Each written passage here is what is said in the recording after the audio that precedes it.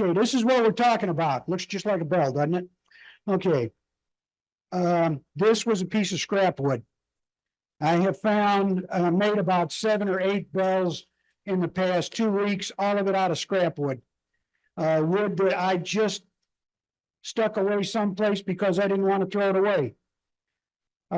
Basic size is, for what I consider a normal bell, it's 3 by 3 by 5 inches. Okay, if you're going to make them smaller, you make this blank a little bit smaller. If you want to make them bigger, you make the blank bigger. I'm going to show you what I do. Not that I'm a bell expert in the world. Okay, this is just what I do. So there's 500,000 ways to make a bell, and as soon as you see all 500,000, and the train goes by, somebody will come up with another way to make them. This is just my way of doing it. Maybe you all might see something that you like, and then you can expand on that. Okay. This was a piece of a rolling pin that I screwed up, and I would not throw the wood away because I just liked the wood too much. So I hung on to it almost 2 years, and this is going to become a nice bell. Let's see.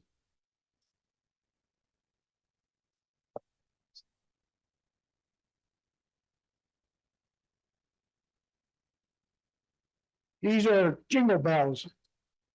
They ring, and here, just pass them around behind. I would like them back. Okay. There's a jingle bell inside, and I did find one interesting thing out. The lower you hang the bell, the louder it is. Don't know why exactly, but as the lower the bell is the jingle bell is in the bell, the louder it appears to be. Okay. When I make these bells, I'm not really terribly concerned about the inside. We'll see that as we go along.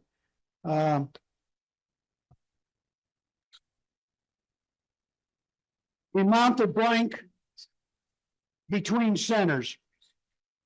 Whatever's up at that end, at the headstock end, is going to be the opening for the bell. Since I've already started this one, I have started to make my, yeah, thank you, tenon. That helps. I forget things. I started making my tenon. I've already started, okay? Before I get into that, I want to talk about a Novichok. Now, I don't know how many people have Novichoks, and I don't know if this applies to all the other kinds of chucks. I was having a big problem. I put a piece in here and I cranked down on it, and I was busy turning. It took off. And I couldn't figure out what I was doing wrong. I had the tenon cut right. I had everything that I thought was cut right. So I went to one of our mentors, John Solberg, and asked him what I was doing wrong. Come to find out, I was making the tenon so that it would fit all the way down and inside. You don't want to do that. The bottom of the jaw has a little curve on it. Okay, so you don't want to make it tight. You only want to make your tenon about 3/8 of an inch, maybe a smidge less. You don't want to make it much bigger than that. And that way it'll fit in the chucks just fine. If you put it all the way to the bottom, you're going to have the dear thing come flying out. And I've been turning for quite a while, and I didn't know that. And it was pointed out to me, and it's true. Okay.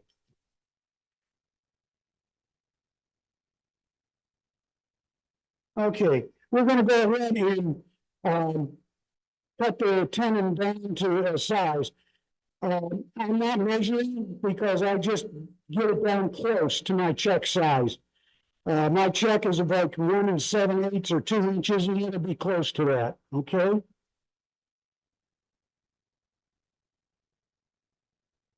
Here we go.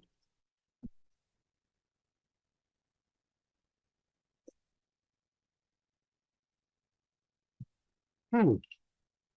Okay. I've learned that I normally turn about 1800 RPM. This thing's only going up to 1300, just because of the way the belts are set up. No problem. When you come in with your skew, and I hate skews, okay, we'll get that out of the way right away.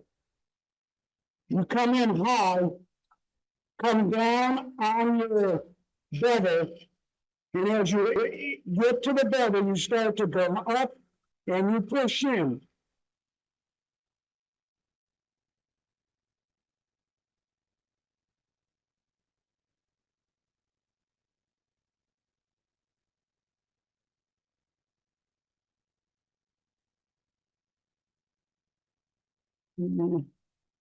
It's still a tad big.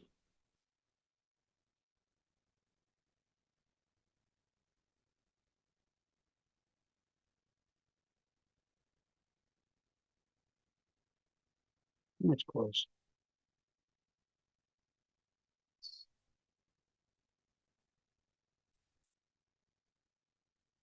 It's 2 inches exactly, just what we want, okay? Uh,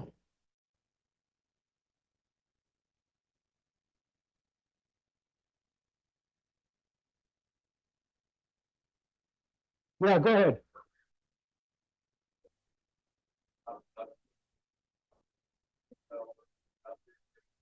Yeah.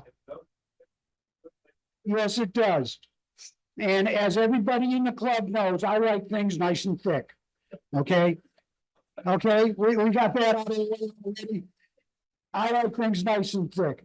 So in all of these bells that you see that you're passing around, I didn't measure the walls. I didn't worry about it. I did whatever I felt I was comfortable with. I made no effort to get them real thin. Okay? Just the way I am. If you want to get them down to an eighth of an inch, knock yourself out, go right ahead.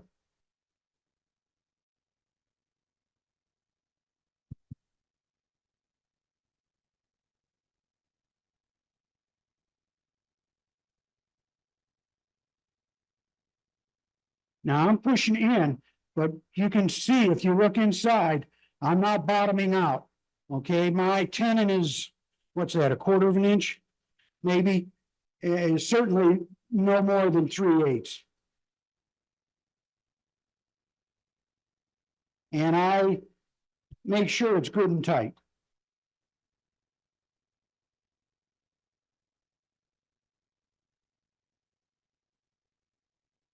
And that's running pretty doggone true. Well, I want to measure first. Yeah, where's my phone? There. Okay. When we start out with a 3x3x5 blank, the bell is going to be approximately 3 inches long. Okay, approximately. It actually will end up about almost 3.5. So I haven't squared this end of the face off. I don't worry about it. It's not going to be there, hopefully. So we're going to go ahead and we'll mark out about 3 inches.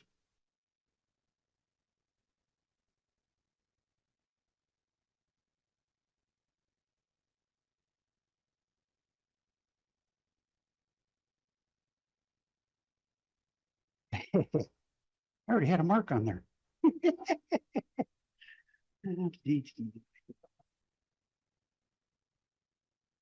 Okay, that's the mark I want.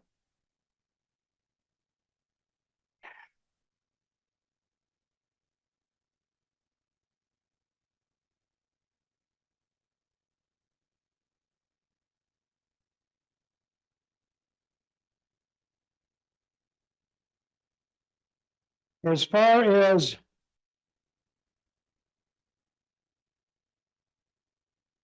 sharpness goes, you want to have sharp tools.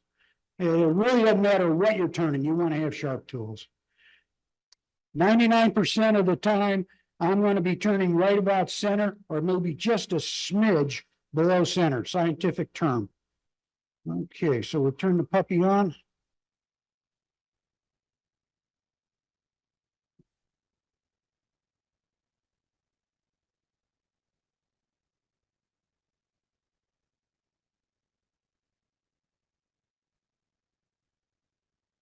Well.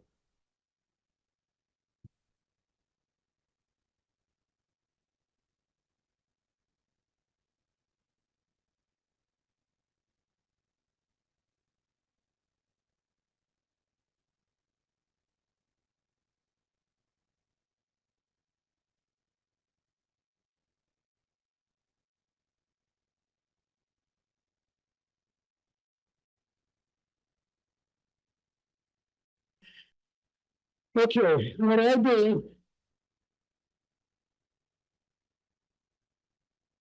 is I give myself a little bit of a look at, okay? So I just come in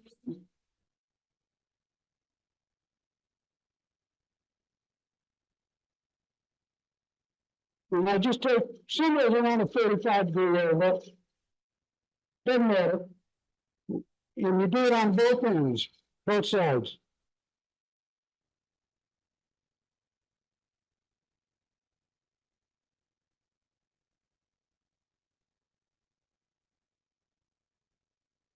When you get all done, you don't want to throw this piece away. You want to hang on to this piece, makes a great jam chuck, especially for the bells. Okay, now comes the fun part. Um, I like a certain type of bell. If you all notice the bells that I passed around, pretty close to the same thing in the way that they look. And if you want to make a bell that's like this, or has got an OG in it, that's great. Do it. Just you do whatever you feel comfortable with. Okay. And you just come up here to the end. Now, when you're turning towards the end, you're gonna when I do it, I come in close to this end, but I don't want to go right to it. I want to leave a 16th, no more than an eighth of an inch, more closer to a 16th, simply because it'll break if you take it down to a very fine point. Okay, so I'll always leave a tad.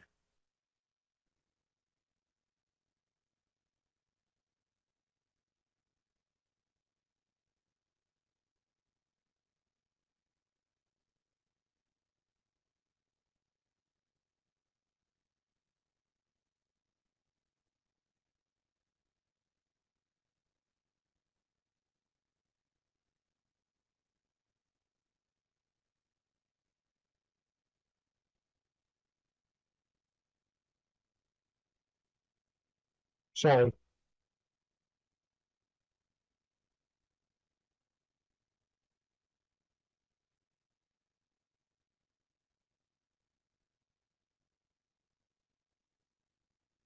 okay, you don't look, you don't look where you turn. You look out here at your ghost line. That's where you can see what you're doing. Okay, I might make that just a smidge deeper. Again, this is what you like. This is what you're going to be doing. This is a chance for you to design. And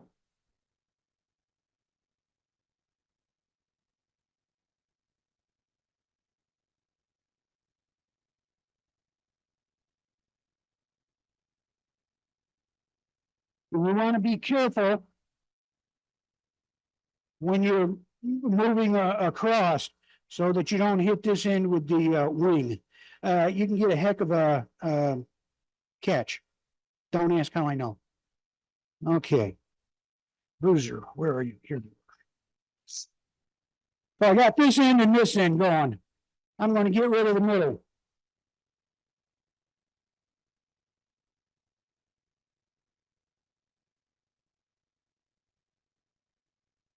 And you'll notice, John, that I've taken up the way you told me to do it.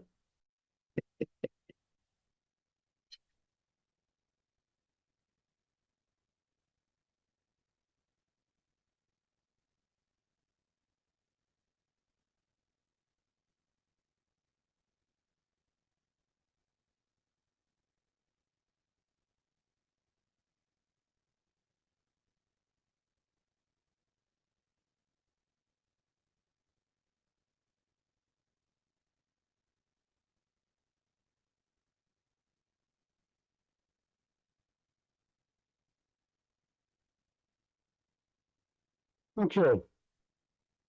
That's the basic shape of the bell right there. Now, you want to do something fancy or different with your bell? That's great.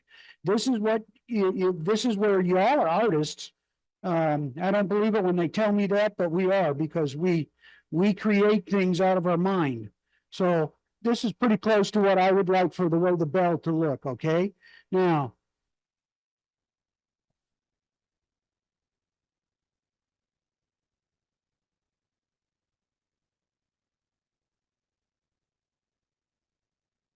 I come back here since I got the shape. I can come back in here.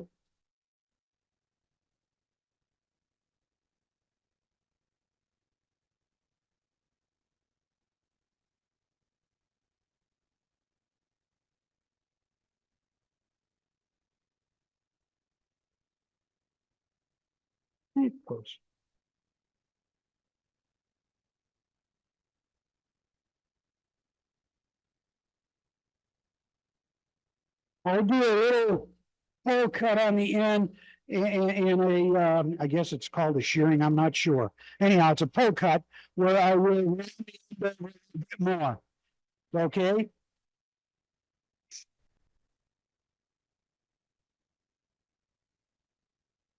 Basically, that's the outside shape of the bell. We'll work on the end as time comes on. Right now, we're going to drill a hole, a 3/8 hole. And you might ask why 3/8? Because I had a 3/8 hole drill. Okay?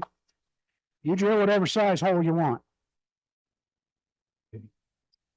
And we need our handy dandy ruler. And our patented measuring device.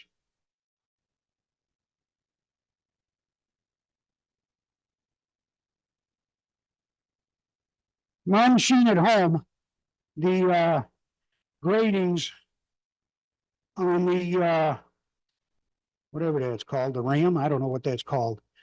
On the piece that you screw in is a little bit different. It a little bit, this one doesn't hook in until you're up to almost 3/4 of an inch.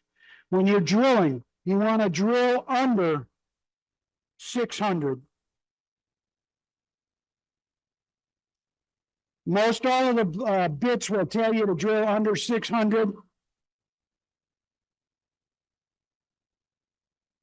And this is one of the only times that I use a glove when I hold this. I found out the hard way that it's not a good thing to hold it with your hand. Okay. I normally don't want people to work with gloves on blades. You can get your hand into a bad situation. But holding onto this chuck, you're away from where the wood is turning. So we'll go ahead. And if you turn real fast, your bit's going to get real hot. You're going to turn it in for about an inch, maybe 3/4 of an inch, and then you're going to back it out.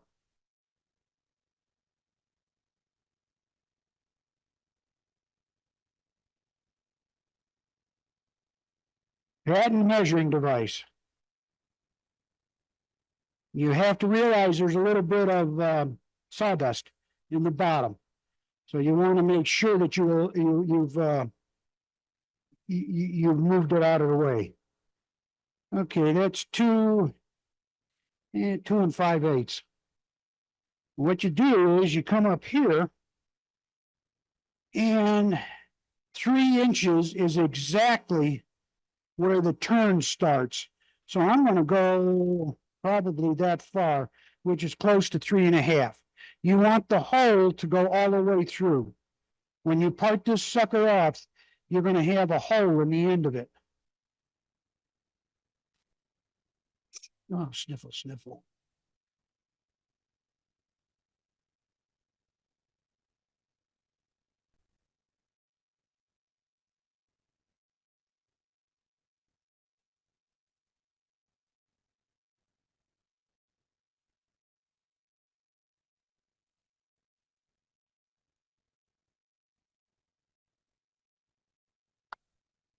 patented measuring stick. That's close to 4 inches. Not it ain't either. It's 3.5 inches. This is the only time that I worry about it. Okay, 3.5 inches comes in right to the back side, right to the back here. And I'm going to part it in front of that so we know we're far enough in. We've shaped the outside. Again, this is what you decide you like. Now we got to do the inside. Now there's numerous ways to do this. You can use a bow gouge. You can use one of the easy way circular cutting tools. You can even use a straight edge on this easy way and go in with that. You can also mount a drill in your chuck and go in with a drill. If you're going to do a bunch of these, that's the easiest way. I hate to tell you. You just got to be careful about how deep you're going in. And it'll cut a straight edge all the way in, which looks nice. Okay. I happen to have found a tool that I like. It's cooled off already.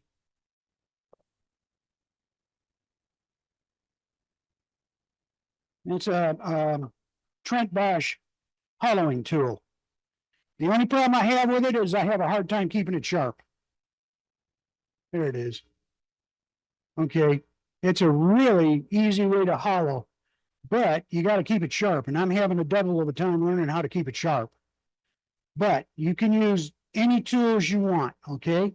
You do it any way you want. I don't know if this is going to work really great because I can only get 1,200 RPM out of it.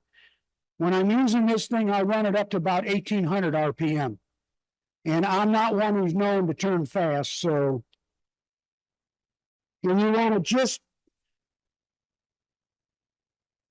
Look too close.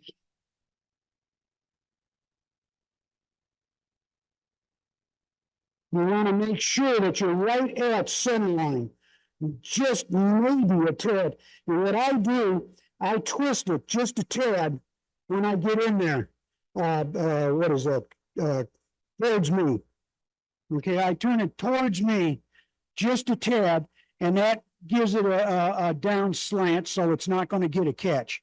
The wood tells you what you need to do. It really does. If you're working with this, the tool will tell you what you need to do. Okay, we're going to try this with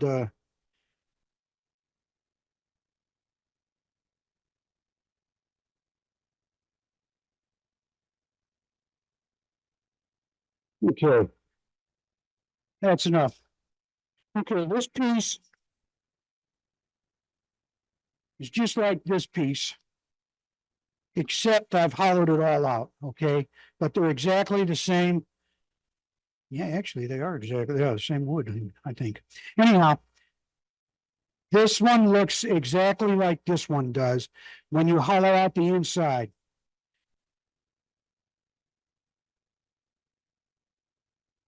Well, I won't do that because I'm going to take it home and finish hollowing it. When you get ready to, when you've got the inside hollowed out the way you want it, and I've already got this one sanded, so I'm not going to do it, but you go ahead and sand it. When you're sanding forward with the normal position of the sand, you sand on the bottom, and you're going to have your dust collection on this side.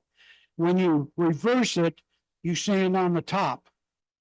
Okay, and that way the dust, because of gyroscope, it just goes into the dust collector. You take your hand and you take your hand and you squish your paper and you just push it inside. You're not going to hurt your hand. You know, all you're going to do is feel the little rims or ripples, if you have any, on the inside of your bell. I don't worry. This will go all the way up to the very end. My finger won't. So I only worry about probably half of the inside of the bell, getting it real smooth. Yeah, Neil's looking at it now. Okay, and I go through all the grits, the 120 on down to 400. I don't go any more past 400. It's not going to make any difference. This is the bell. I mean, this it's not going to make any difference. Any little itty bitty tool marks that you have, and I mean itty bitty, this one has a few little tool marks on it that are just about gone, but are still there. When you put your sanding sealer on it, you won't see them. They're gone. Okay? Same on the inside. When you put it on the inside, you're going to have this gone. All of your marks are gone. On this one, you can see, but you can't feel a little mark right out here on the end.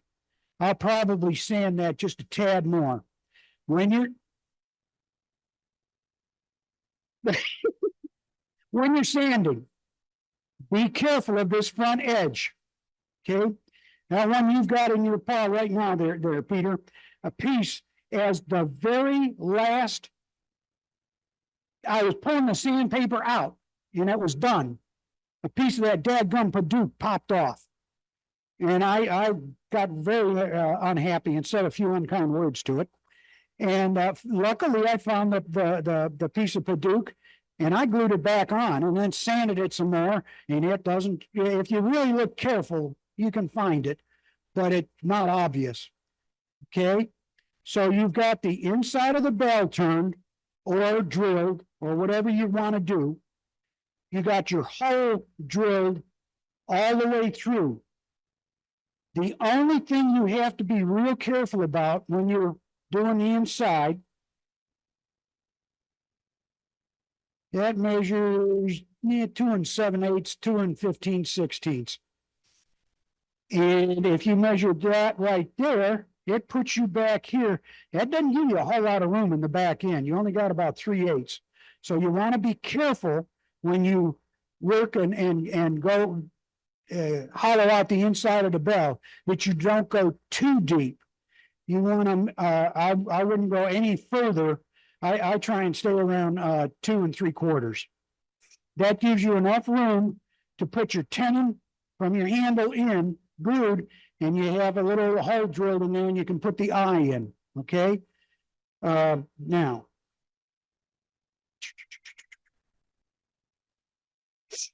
Okay. Where am I? Okay, I'm going to get ready to start to part this off. I've drilled it, I've cleaned out the inside, I've sanded it. I probably would do a little more sanding because the oak is a little bit rough, but what the hey. I put you decide what you want to put on it. I put 2 coats of sanding sealer, and then I beer buff it on some of them. A couple of those, I think that one over there, the multicolored one, I think I put Arm R seal on it. It's a real nice sealer. You wipe it on, you wipe it off, making sure it doesn't glob or anything like that. Comes out real pretty, and that's I think that was a gloss that comes in gloss, semi-gloss, or dull. So you can put almost anything on it you want.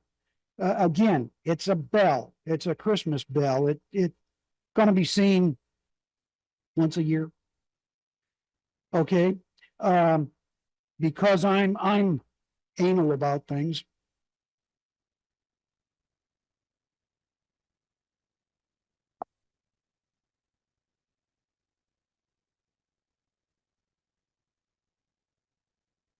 If you play tennis, don't get rid of all your tennis balls. Makes a real good way to support the end. Just a little bit of added support. When you go to part this off, that's a good way to have your support. Okay, you take your one way. No, I take it off and then finish it. You can do it either way. Actually, I've done it both ways, but now I take them off. It's just as easy. Okay, this is a one way. You just stick that little puppy through, take the cone off, and you got a nice little point. Don't put the point into your tennis ball. Okay? I learned that the hard way.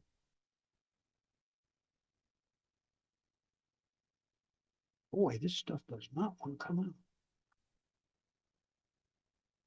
The point comes out, okay? Take the point out. Don't lose the point.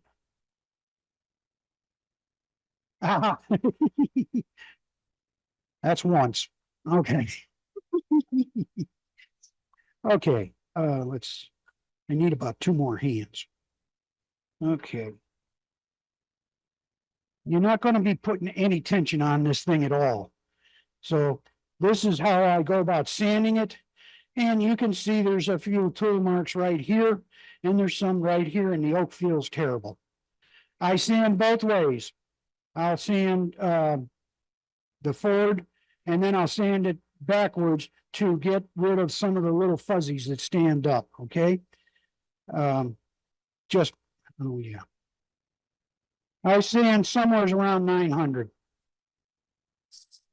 Again, on the bottom, if you have a dust collection system, it's going to take it. Be careful with your hands and your fingers, but you can sand the back.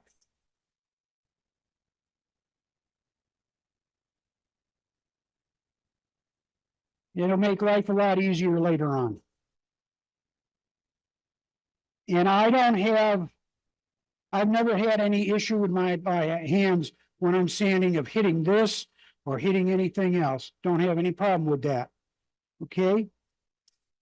I just didn't like the way this looked on the back end. If the sawdust gets too much, let me know.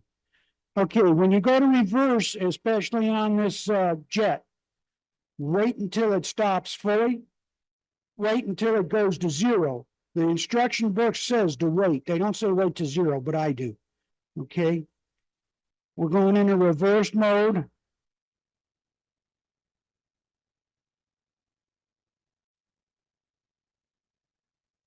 And you'll do this until you get rid of all the marks you want to get rid of. I don't know if it looks much better. Feels better. Okay. Now,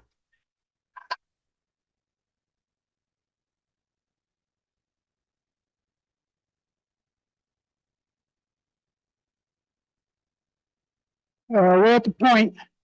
Basically, we finished the outside and the inside of the bell. We're going to pipe this little puppy off. That's why we cut this groove, if you will, in the back so we have room to work. Now I'm going to cut it this one a little bit wider because I want a little more room. I got small little puny hands, and I like to make sure I have room to work with them, okay? And you come in easy.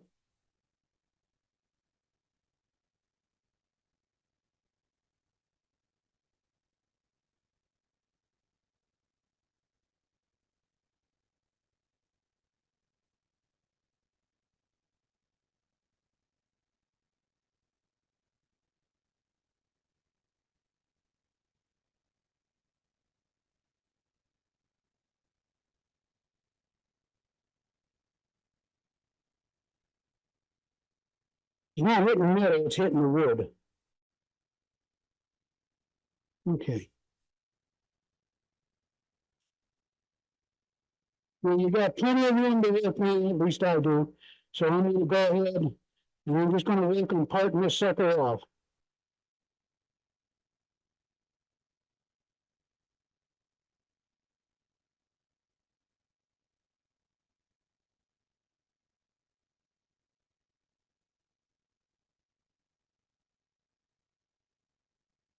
And in this case, I got down to the purple heart. I'm real close. If you noticed on the front when I first drilled, that 3/8 drill just filled up the purple heart. So I know I'm real close. If it flies off, well, you catch it, that's fine. Oh, you.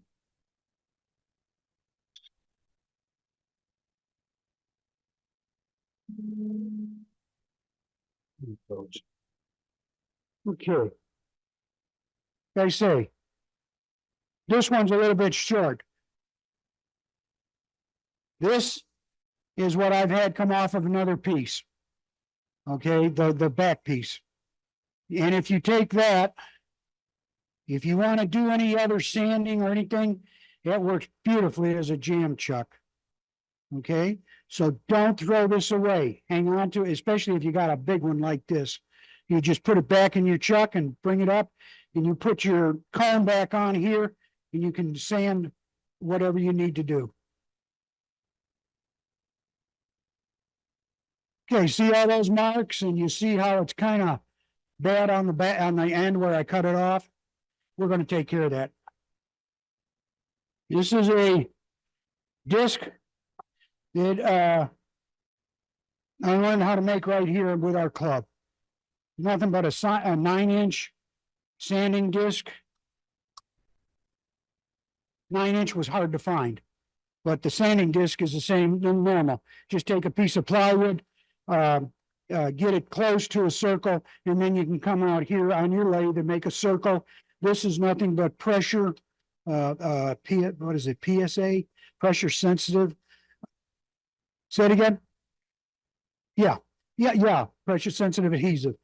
And it pushes on. When you get tired and it gets overused, you rip it off and put a new one on. Again, I'm going to go down somewhere around 700 just because I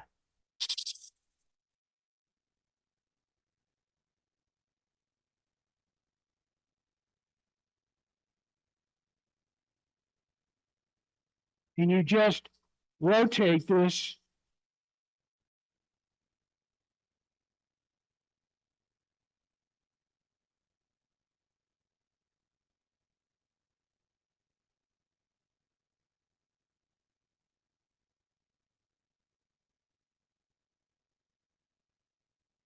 Sorry about that.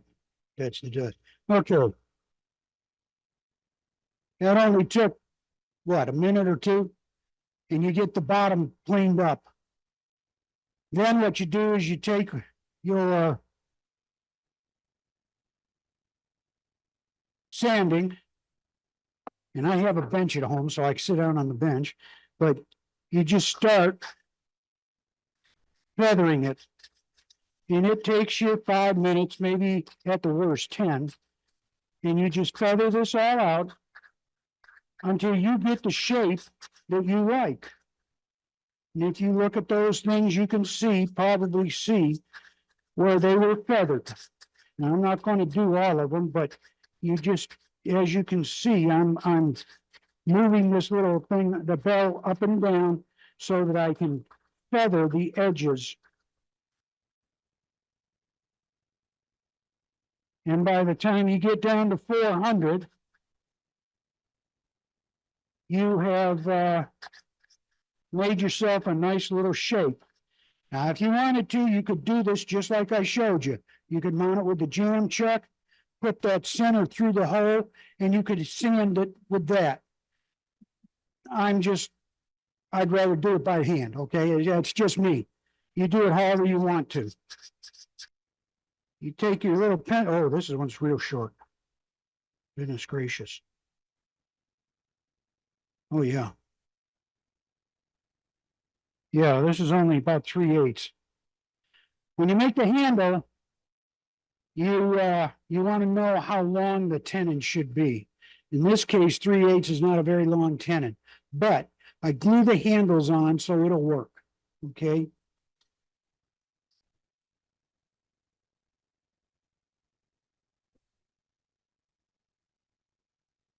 Shuckins, and I got that one set up for 5/8. Oh, well. If you make the tenon longer than 3/8 or whatever that distance is, doesn't matter because it's going to be inside the bell. Nobody's going to see it. Or you can grind the end down a little bit on your sanding blocks. Okay. That needs this and this. That concludes making the bell body. Now I'm going to make the handle. And again, I did a little cheating. I've already done some of the work. I use the pen jaws. I think that's what they're called. Okay. I already cut a 3/8 to 4/8 long tenon.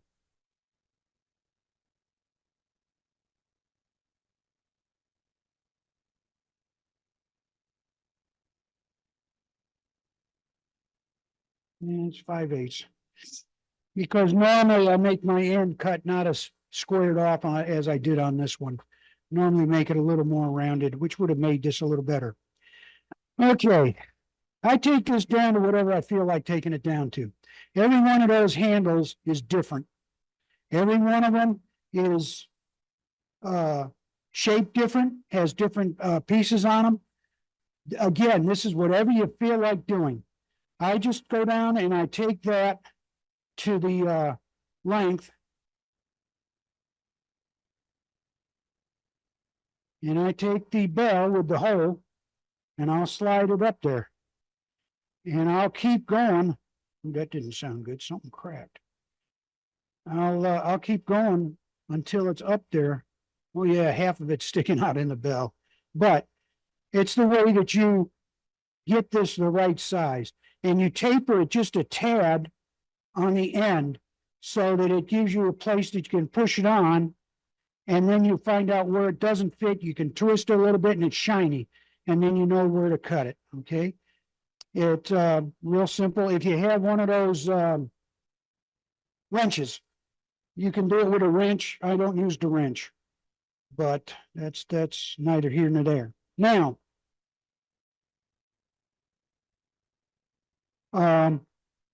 I discovered that if you leave this flat, it doesn't marry up with the bell at all.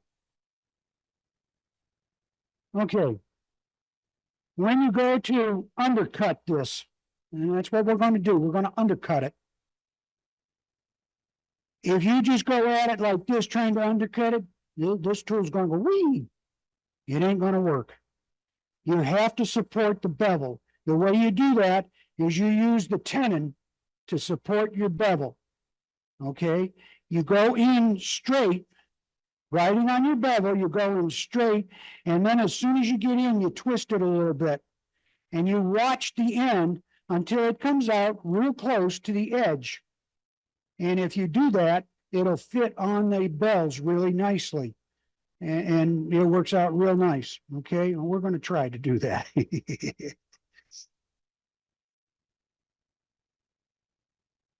Okay.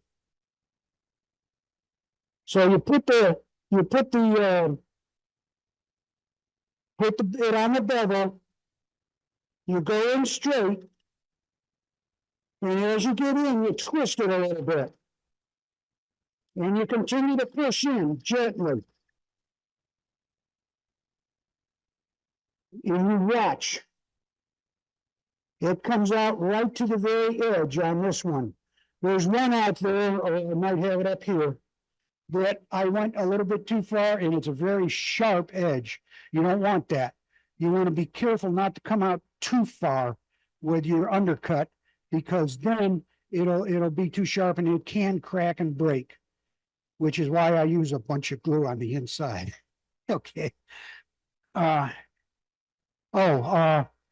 cut this 3 inches long because that's about the size of the bell. And I found, just from what I like, that's the size that I want on the bells. It's about 3 inches. The center is 1.5 inches from the edge. And I can play with that. It depends upon what you want to do. Again, with the handle, you're creating it. You can do anything you want. Put balls on the end of it, put ripples in it. You can do anything you want with it.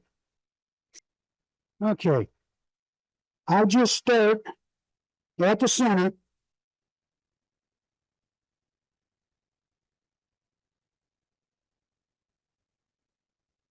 It is now. Okay. I'll just start towards the center, and I go and make just shape it however I want to have it.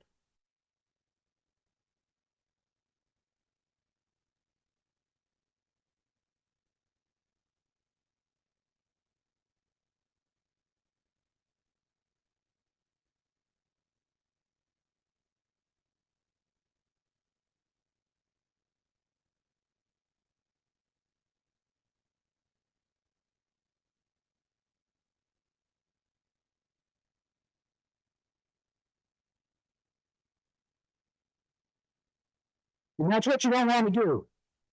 You want to work one side a little bit, go to the other side. Just for that reason. You're going to get a catch if you don't. Okay? That's exactly what happens to you if you don't do that. Yeah, isn't it? That was part of the plan. Okay, you just come on over and start on this side too.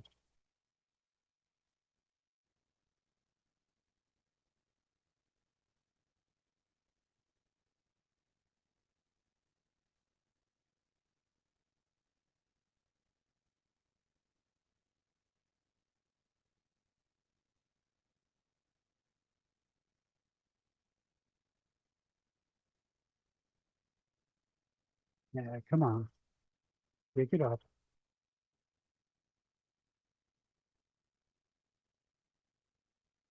And step back and take a look at it.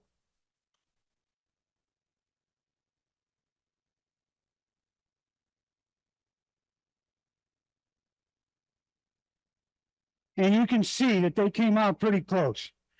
Maybe not perfect, I don't care. And then we're going to cut the back end.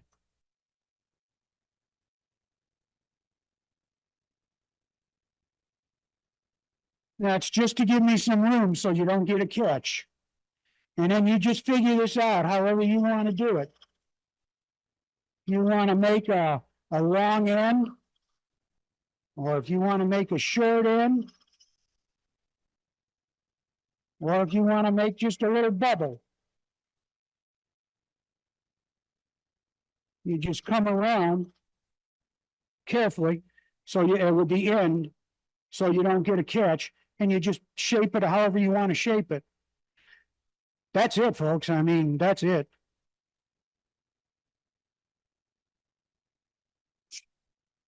And once again, stop.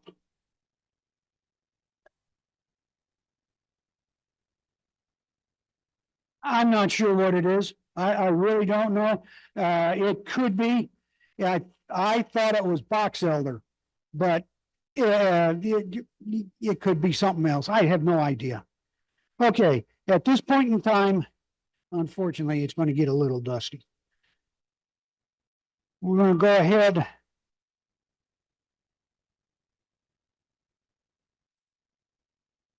And when you sand this, you just keep watching the wood, and you'll see all those tool marks or whatever you leave go away. Now, you don't want to you push like crazy on it. You want the sandpaper to do the work. So you just kind of keep a nice little tension on it. And let it work. Quiet back there. We don't need anything out of peanut gallery. I stated this whole thing. I mean, I stated at the beginning of this whole thing. I hate skews. Okay. We got past that, all right? Well, that's true. Paint can, yeah. I'm trying to learn how to use a skew. Slowly, very slowly. Okay. You get this down like you want it. Okay, that's gotten rid of all my tool marks. No, there's still a half of one right there.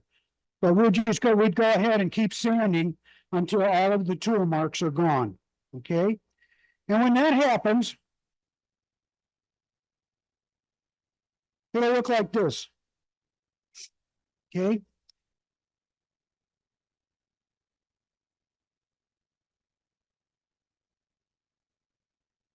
There we go. Okay. That's what it ends up being. And I just put a couple of grooves in it. And it's not quite as pronounced a V as this one's going to be, quite a valley as this one is going to be. But if you take that and put it in the bell. It fits perfectly, and it's been undercut, so it will fit on the bell just fine. Okay.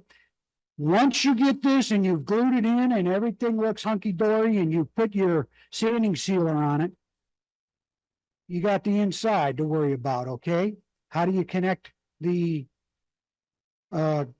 jingle bell? I have a way. Okay. I got these at Ace Hardware. You drill a hole in the end of your tenon, 5/64. If you forget to do it while it's on the lathe, don't worry about it.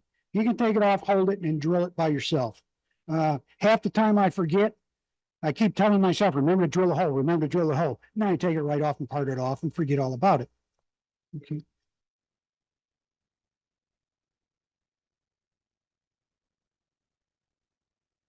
Nope, wrong way. There we go. Okay, they're just eyes. That's what I would call them. I got them at Ace Hardware. They were $2.79 for, I think it's the 14 of them. If you're going to turn 14 bells, cool. Okay. I go to Michael's and I get these double circles at Michael's, and I can't tell you how much they were. I forgot.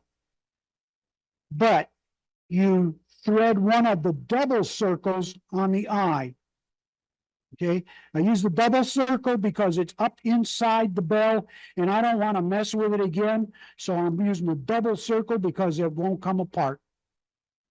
And then you take one in, yeah, they're in here. By golly, I did bring them. I'm not as forgetful as I thought I was. I just forgot they were in here. Okay. You can pass that around. You ain't gonna hurt them, so don't worry about it. There we go.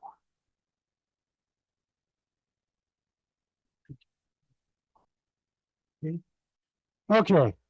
At Michael's,